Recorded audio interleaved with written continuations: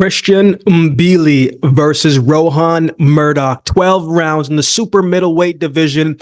This is on the undercard of Artur Beterbiev and Callum Smith this weekend, Saturday, January 13th. Let's get into it. Let's start with the 2016 Cameroonian and French Olympian Mbilli. 25 wins, no losses, 21 wins by way of knockout. I gotta say, man, I like Mbilli. If you like an aggressive style, then there's a good chance that you like him too, right? There's a good chance that you like him too if you like that type of style, that aggression. He's a pressure fighter. He's strong. He's good on the inside. He's relentless. He's explosive, athletic. He's got good power. Punches and bunches. There's not a whole lot not to like about Mbilli. I mean, when we talk about the knockouts, we talk about 21 wins by way of knockout.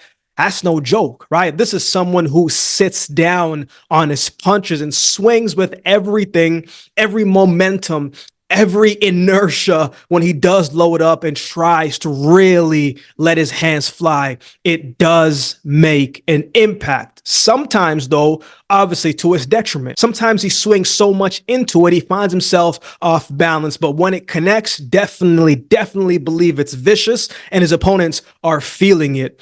Mbilli is tough to plan for because you might go in thinking, man, I see the style. I'm just going to keep that distance. I'm just going to outbox this guy and, win this on decision, or wait till my opening, keep the distance.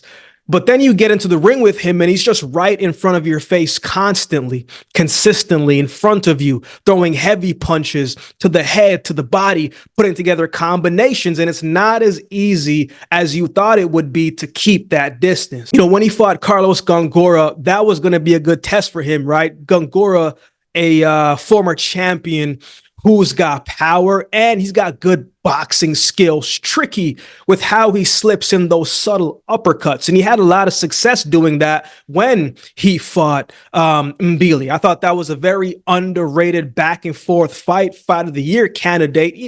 Very underrated though, because that fight was going back and forth. Momentum was swinging to one pendulum to the other, right? You could see the power of Mbilli each time that he would apply the pressure. Each time that he would be on the offensive, each time that he would be on the front foot. But you could also see the lapses in his defense because Gongora was slipping in beautifully timed uppercuts, whether from in close range or whether from was that mid distance. He was having success whenever that Mbilli would overcommit.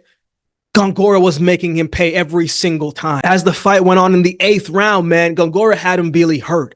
But Mbilli kept throwing punches, kept coming forward, and kept loading up his shots and was able to weather a little bit of that storm and went on to win the fight. He outworked Gongora most of that fight, right? Pretty much almost every round. He was just right there consistently doing what he knew that he could do every single round. The consistency, the volume, and the power, it's tough to plan for that. Right? He just wouldn't go away. He was just right there. He's durable as well, too. And he's got a whole lot of heart because there were times when, again, in that 8th round, when his legs were a little bit wobbly, and I was just like, wait a minute, is he going down? Is it going to be over for him? But his defense sometimes is his offense, and the way how he's able to throw so much at quickly in any given second, man. Obviously, his defense needs work, right? And it's something that he's going to have to improve on the more he fights those top level guys, right? He's there to get hit if you can find his timing. But there's just something about this guy that makes him tough to hit consistently because you have to take that risk. You have to be willing to take a hit in order to get a hit of your own. But the thing with Mbilli is he doesn't let you get 1 or 2 shots. He lets you get one because he's coming back with 3 or 4 shots of his own. Gongora, he was getting tired as well too. In the last couple rounds, it looked like his legs were wobbly as well, and he was the one that was about to go down. So, you got to be careful when you fight Mbilli, man. It is a long night for anyone if you're going in just to try to fight fire with fire. I don't think that's the game plan to fight Mbilli. In his most recent fight, he fought Damon Nicholson, who was slowing down a little bit, but he's tough, he's durable, he's got experience. I mean, he's been in there with guys who can punch like Edgar Berlanga, Jesse Hart, Demetrius Andrade, right? So he's faced good quality opponents.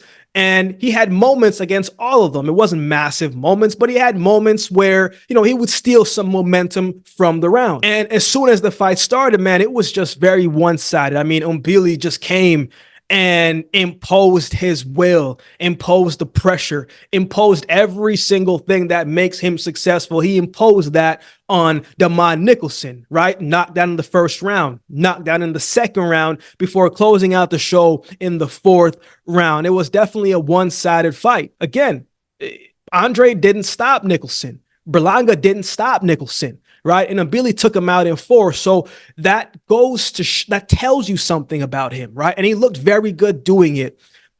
I feel like this can be a big year for Mbilli. I'd love to see him fight 3 times this year. And each time that he's fighting, the level of competition goes up and up and up, because I think he's inching himself closer to the big fight. So those title shots, but he has to look good this weekend. None of that matters. Those title shots down the road, those big fights, if you want the big fights, you got to beat who is in front of you. And Rohan Murdock, an Australian hitter, he is not going to make it easy for Mbilli. So let's talk about him.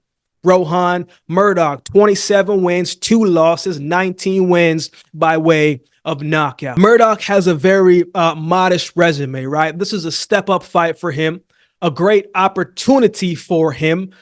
Murdoch can fight, though, man. I think he puts together good combinations, right? He has a nice, snappy jab. He's a mix of a boxer and a puncher. He seems to like that mid-distance range where he can slip in range and slip out of range. He's got deceiving quickness in his movements and the mentality. He's strong mentally. One of his losses came very early in his career, right? In his 3rd fight, I believe it was. But after that loss, Murdoch would go on to win 22 straight fights. I don't care what it is. I don't care who it is. That is impressive, right? Step into the ring to face Zach Parker, and that's where he suffered his 2nd loss. He took the fight to Parker, though, right? Rather than letting Parker come on the offense and just, deliver consistent shots and just wailing on him and imposing his will, man, Murdoch was the one that was more consistent, in my opinion, throughout the rounds, using his jab, boxing smartly, bringing calculated pressure and attacks, right? There was some rounds in that fight where it was very close.